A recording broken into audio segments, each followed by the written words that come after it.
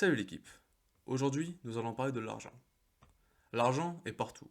Il fait tellement partie de notre environnement que l'on ne se demande même plus de quelle façon il influe sur nos comportements. La psychologue américaine Kathleen Voss de l'Université du Minnesota à Minneapolis a été l'une des premières à introduire le thème de l'argent dans le champ de la psychologie expérimentale. Dans une de ses expériences, elle a, avec ses collègues, exposé des étudiants à un test. Tout d'abord, ils devaient lire des phrases qui faisaient référence à l'argent, mais également des phrases neutres. Une alternative à ce dispositif consiste à faire apparaître brièvement dans le champ visuel de participants une image du jeu de Monopoly. Ensuite, les sujets devaient résoudre des problèmes logiques ardus. Il leur était précisé qu'ils pouvaient demander de l'aide autour d'eux s'ils en avaient besoin. Les psychologues ont alors constaté la chose suivante.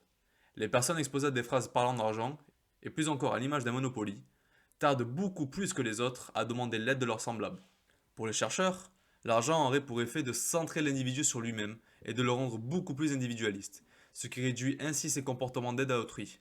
Par des manières similaires, les mêmes chercheurs ont montré que l'activation de concepts en lien avec l'argent conduit les sujets à ne pas prêter attention à une personne qui demande de l'aide pour résoudre un des problèmes, ou pour ramasser des affaires qu'elle aurait laissé tomber par mégarde. D'autres effets égoïstes ont été observés. Par exemple, une certaine réticence à verser des dons au profit d'associations. De façon générale, les chercheurs pensent que l'exposition à des concepts en lien avec l'argent conduit à porter moins d'intention à notre environnement social et à ne pas prendre en compte les demandes d'aide. Guéguin, le psychologue, se demande alors la chose suivante. Que se passe-t-il quand on manipule des billets?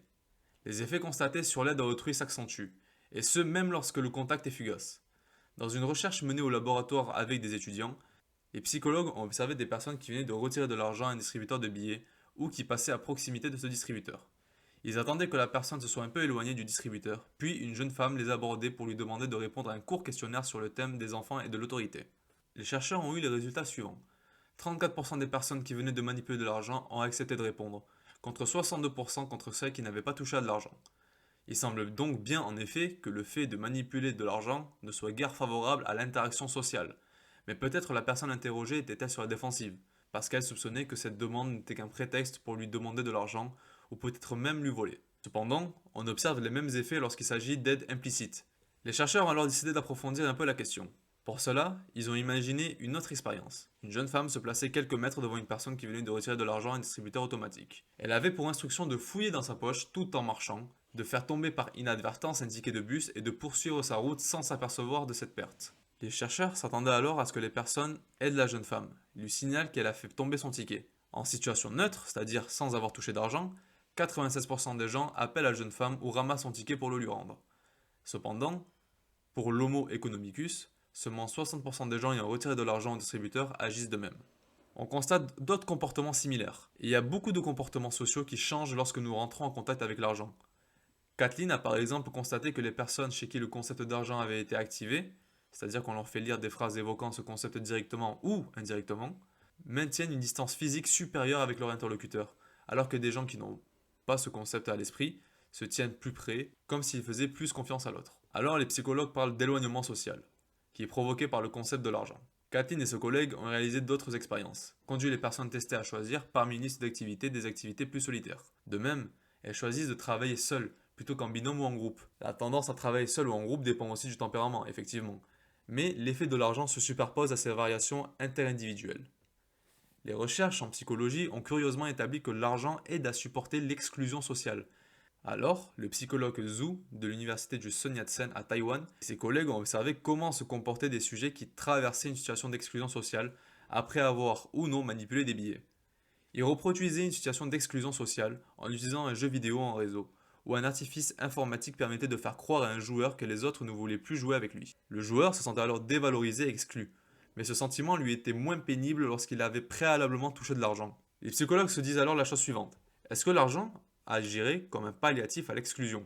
Est-ce que la perte du lien social dans une société serait due au pouvoir de l'argent qui éloigne les gens les uns des autres?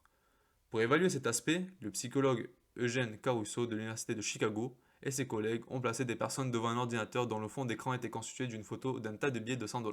Les personnes devaient ensuite indiquer si elles étaient d'accord avec des propositions telles que certains groupes sociaux sont supérieurs aux autres ou le système libéral d'économie de marché est le meilleur possible ou encore ce qui arrive aux autres dépend que de leur volonté. Comme s'y attendaient les chercheurs, les personnes qui ont répondu au questionnaire en présence d'un fond d'écran qui représente des billets de 100 $ ont estimé que le système actuel, dans lequel nous vivons tous, avaient plus de légitimité, que les gens étaient plus responsables de ce qui leur arrivait, que certains groupes sociaux étaient même supérieurs à d'autres et que la régulation de l'économie par le marché était souhaitable. Devant ces résultats, Caruso conclut que l'argent aurait cette capacité à favoriser des analyses moins intégrées socialement, plus individualistes et favorables au libéralisme économique et social. L'idée selon laquelle les plus aptes doivent gagner plus et les plus faibles doivent gagner moins ne s'encombre d'aucune éthique. D'où la question, le contact avec l'argent diminue-t-il les préoccupations éthiques? Pour le savoir, certains psychologues, dont Mariam Kouchaki de l'université de Harvard, ont utilisé une méthode habile pour infiltrer la pensée de l'argent dans l'esprit de certains sujets participant à des expériences ou pour en observer les conséquences sur leur comportement éthique. Dans cette expérience, les étudiants étaient confrontés à des problèmes simples de type des chiffres et des lettres. Il y avait devant eux des phrases dont les mots avaient été mélangés. Leur tâche était la suivante, les remettre dans l'ordre pour restituer son sens à la phrase. L'astuce était alors la suivante. Dans certains cas, la phrase obtenue avait un lien avec l'argent. Dans d'autres, bien qu'ayant la même longueur et la même structure, elle n'avait aucun lien avec l'argent. Les participants devaient ensuite lire un scénario. En tant que secrétaire dans une administration, vous êtes amené à faire des photocopies. Vous vous rappelez alors que vous manquez de papier chez vous et que vous pourriez emporter un paquet avec vous, sans que personne ne le sache. Les psychologues leur posaient ensuite la question suivante. Dans une telle situation, quelle serait la probabilité que vous emportiez du papier de l'entreprise pour votre usage personnel? La probabilité devait être évaluée de 1, donc très peu probable, à 7, très probable. Le simple fait d'avoir formé des phrases qui avaient trait à l'argent augmentait la probabilité d'emporter du papier chez soi. Dans d'autres expériences de ce type, les mêmes chercheurs ont confirmé les effets similaires sur les comportements liés à l'éthique. Être exposé à des concepts en lien avec l'argent pousse plus facilement à mentir ou à employer des mots tels qu'affaires, vente ou transaction. Nicolas Guéguen nous livre un des effets les plus surprenants de l'argent. Selon que l'argent que nous tenons dans les mains a un aspect propre ou au contraire sale et usagé, nous nous montrerions honnêtes ou malhonnêtes. Voici comment cet effet a été étudié. Des psychologues chinois, Qing Yang et ses collègues de l'université du Sun Yat-sen toujours, en Taïwan, ont demandé à des compères de se rendre au marché et d'acheter 500 grammes d'un même produit. Dans le cas d'expérience, c'était des légumes. Une fois la pesée effectuée et le prix donné, l'acheteur remettait au marchand un billet de 10 yens, neuf ou volontairement sali. Dès que le vendeur avait pris le billet, le compère acheteur se ravisait. En fait, il faut également que je prenne autre chose. Redonnez-moi mon billet et je vous paierai tout le reste en même temps. Il demanda alors 500 grammes d'un autre légume et remettait un billet propre de 20 yens. L'objectif était d'observer si le fait d'avoir tenu de l'argent propre ou sale dans sa main influerait sur la générosité ou la malhonnêteté du vendeur lors de la seconde commande. Les résultats de cette expérience montraient la chose suivante. Après avoir manipulé des billets sales, le vendeur s'est montré moins honnête. Il donnait une quantité de légumes inférieure à celle correspondant au prix demandé. Mais est-ce l'argent ou la saleté qui encourage ce comportement malhonnête? Pour le savoir, les psychologues ont demandé à des volontaires, sous le prétexte d'une tâche de dextérité, de compter les billets sales disposés en tas, ou des morceaux de papier sale. Ensuite, les chercheurs leur demandaient combien d'argent ils demanderaient pour commettre un acte immoral, par exemple taper sur la tête d'un chien, tromper quelqu'un ou gifler leur propre père. Plusieurs sommes, allant jusqu'à 1 million de yens, étaient proposées, ainsi que la réponse à aucun prix. Les résultats ont montré la chose suivante.